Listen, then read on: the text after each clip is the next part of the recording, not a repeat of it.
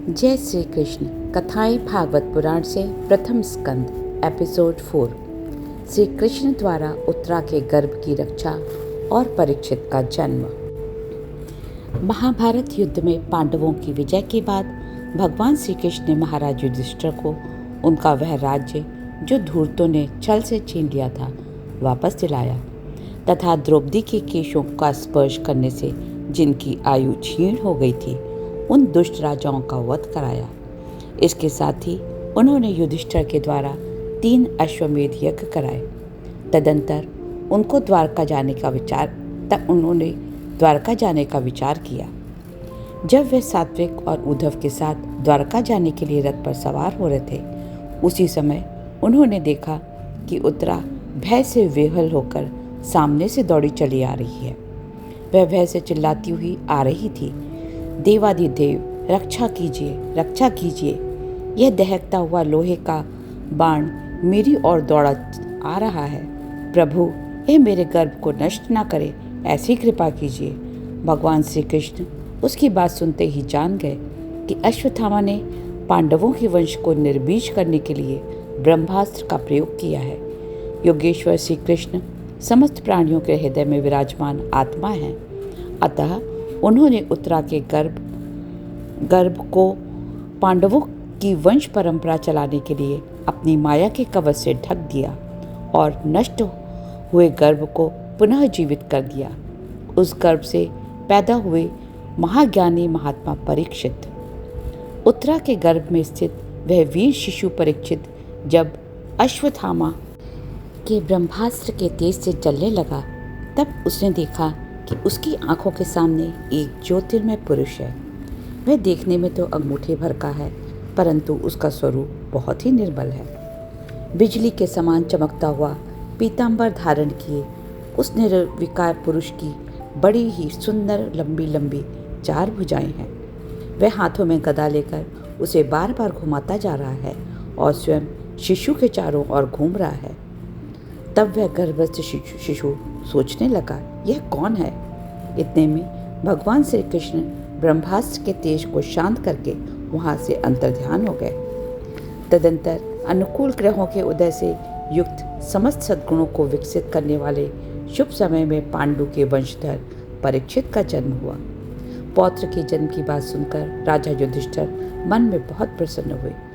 उन्होंने धौम में कृपाचार्य आदि ब्राह्मणों से मंगल वाचन और जात कर्म संस्कार करवाए और उन्हें उत्तम दान देकर संतुष्ट किया।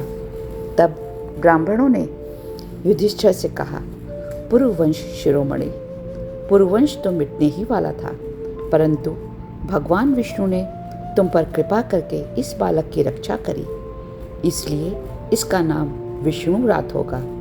निस्संदेह यह बालक संसार में बड़ा यशस्वी, भगवान का परम भक्त और महापुरुष होगा। यह बहुत से अश्वमेध यज्ञों को करवाने वाला और वृद्धों का सेवक होगा। यह पृथ्वी माता और धर्म की रक्षा के लिए कलयुग का भी दमन करेगा। ब्राह्मण कुमार के श्राप से तक्षक के द्वारा अपनी मृत्यु सुनकर यह सबकी आसक्ति छोड़ देगा और भगवान के चरणों की शरण लेगा। व्यास नंदन सुखदेव जी से यह आत्मा के यथार्थ स्वरूप का ज्ञान प्राप्त करेगा और अंत में गंगा तट पर अपने शरीर का त्याग कर निश्चय ही अभय पद को प्राप्त करेगा। इस प्रकार युधिष्ठिर को बालक के जन्म लग्न का फल बतलाकर वे सब अपने अपने घर को चले गए। यह बालक संसार में परीक्षित के नाम से प्रसिद्ध हुआ, क्योंकि गर्भ में जिस पुरुष के दर्शन इसने पाए थे उसकी खोज करता हुआ लोगों की परीक्षा करता रहता था, यह जानने कि इनमें से कौन सा वह है। इस तरह समय बीतता रहा। श्री कृष्ण ने जिस दिन मनुष्य शरीर से इस पृथ्वी का परित्याग कर दिया, उसी दिन विचारहीन लोगों को अधर्म में फंसाने वाला कलयुग आ धपका। इधर भगवान केशव का स्वधाम गमन और यदुवंश के संहार का वृत्तांत सुनकर युधिष्ठिर ने स्वर्गारोहण का निश्चय किया। पांडवों के महाप्रयाण के पश्चात भगवान के परम भक्त राजा परीक्षित श्रेष्ठ ब्राह्मणों की शिक्षा के अनुसार पृथ्वी का शासन करने लगे। उन्होंने उत्तर की पुत्री इरावती से विवाह किया। इससे उन्होंने जन्मेजय आदि 4 पुत्र उत्पन्न किए। उन्होंने कृपाचार्य को आचार्य बनाकर गंगा तट पर 3 अश्वमेध यज्ञ किए, जिनमें ब्राह्मणों को पुष्कल दक्षिणा दी गई। एक समय राजा परीक्षित कुरुजांगल देश में सम्राट के रूप में निवास कर रहे थे। उसी समय उन्होंने सुना कि मेरे साम्राज्य में कलयुग का प्रवेश हो गया है। तब वीर परीक्षित धनुष हाथ में ले सुसज्जित रथ पर सवार होकर दिग्विजय करने के लिए नगर से बाहर निकल पड़े। विभिन्न राज्यों पर विजय प्राप्त करते वह अनेक देशों में गए, जहां उन्हें अपने पूर्वजों का सुयश सुनने को मिला, जिससे उन्हें बड़ी प्रसन्नता होती थी। एक दिन उनके शिविर से थोड़ी ही दूर पर एक आश्चर्यजनक घटना घटी थी। धर्म बैल का रूप धारण करके एक पैर से घूम रहा था। एक स्थान पर उसे गाय के रूप में पृथ्वी मिली। उसके नेत्रों से आंसुओं के झरने झर रहे थे। उसका शरीर श्रीहीन हो गया था। धर्म ने पृथ्वी से पूछा, कल्याणी, कुशल तो है ना? मालूम होता है तुम्हारे हृदय में कुछ न कुछ दुख अवश्य है। कहीं तुम मेरी तो चिंता नहीं कर रही हो कि अब इसके 3 पैर टूट गए हैं और एक ही पैर रह गया है, या तुम अपने लिए शोक कर रही हो कि अब शूद्र तुम्हारे ऊपर शासन करेंगे? तुम्हें जरूर श्री कृष्ण की याद आ रही होगी, क्योंकि उन्होंने तुम्हारा भार उतारने के लिए ही अवतार लिया था। पृथ्वी बोली, धर्म, मुझसे क्या पूछ रहे हो? तुम स्वयं जानते हो, जिन भगवान के सहारे तुम सारे संसार को सुख पहुंचाने वाले अपने चारों चरणों से युक्त थे, जिसमें सत्य, पवित्रता, दया, क्षमा, त्याग आदि समस्त गुणों के आश्रय भगवान श्री कृष्ण थे। परंतु जिस दिन से उन्होंने इस लोक से अपनी लीला संवरण कर ली, यह संसार पापमय कलयुग की कुदृष्टि का शिकार हो गया। यही देखकर मुझे बड़ा शोक हो रहा है। धर्म और पृथ्वी इस तरह वार्तालाप कर ही रहे थे, तभी पूर्ववाहिनी सरस्वती के तट पर राजा परीक्षित पहुंचे। वहां उन्होंने देखा एक राजवेशधारी शूद्र हाथ में डंडा लिए हुए और गाय बैल के एक जोड़े को इस तरह पीट रहा है जैसे इनका कोई स्वामी ही ना हो। श्वेत रंग का बैल एक पैर पर खड़ा कांप रहा था तथा शूद्र की ताड़ना से प्रेरित और भयभीत होकर मूत्र त्याग कर रहा था। गाय भी बार बार शूद्र के पैरों की ठोकर खाकर अत्यंत दीन हो रही थी। उसकी आंखों से आंसू बहते जा रहे थे। यह दृश्य देख राजा परीक्षित ने अपना धनुष चढ़ाकर गंभीर वाणी से उसको ललकारा, अरे तू कौन है जो बलवान होकर भी मेरे राज्य के इन दुर्बल प्राणियों को बलपूर्वक मार रहा है? तूने वेश तो राजा का बना रखा है, परंतु कर्म से तू शूद्र जान पड़ता है। फिर राजा ने बैल को संबोधित कर कहा, कमलनाथ के समान श्वेत वर्ण वाले आपको एक पैर से चलते फिरते देखकर मुझे बड़ा दुख हो रहा है।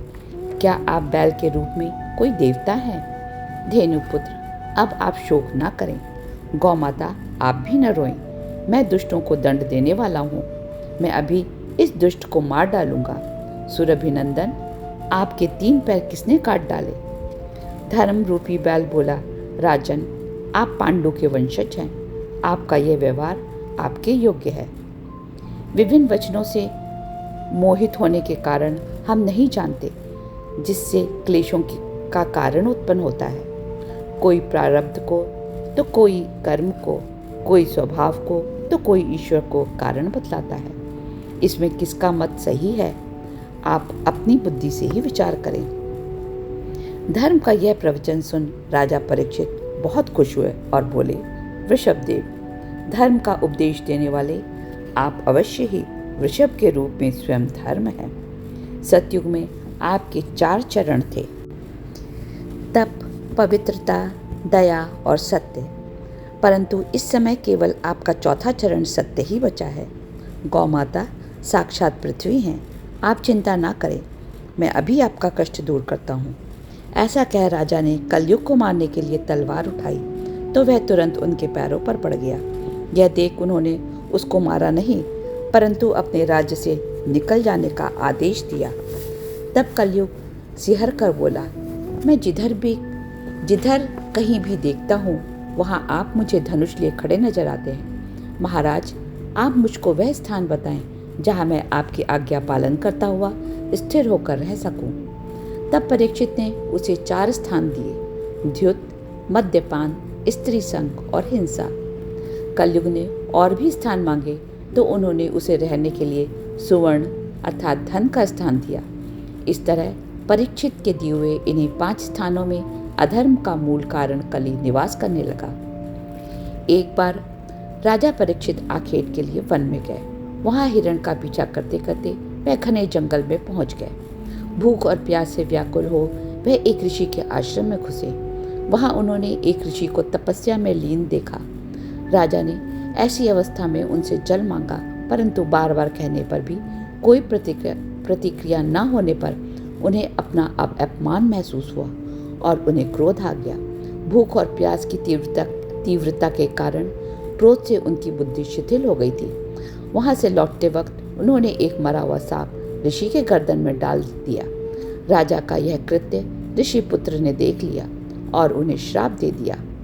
मेरे पिता के साथ दुर्व्यवहार करने वाले ओ नरपति, मैं श्राप देता हूँ, आज से 7वें दिन मेरी प्रेरणा से तुझे तक्षक सर्प डस लेगा। इधर जब राजा अपने राज्य को वापस लौटे तो उन्हें अपने व्यवहार पर बड़ी शर्मिंदगी महसूस हुई।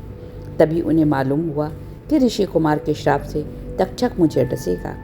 यह सुन उन्होंने भगवान श्री कृष्ण के चरण कमलों की सेवा को ही सर्वोपरि मानकर गंगा जी के तट पर आमरण अनशन का निश्चय किया और समस्त आसक्तियों का परित्याग कर दिया। अपने अंतिम दिनों में श्री सुखदेव जी से भागवत पुराण की कथा सुनी और वक्त आने पर अपने शरीर को त्याग दिया। इति भागवत पुराण प्रथम स्कंध। अगले अंक में सुनेंगे ध्यान विधि और भगवत भक्ति एपिसोड 6 द्वितीय स्कंध।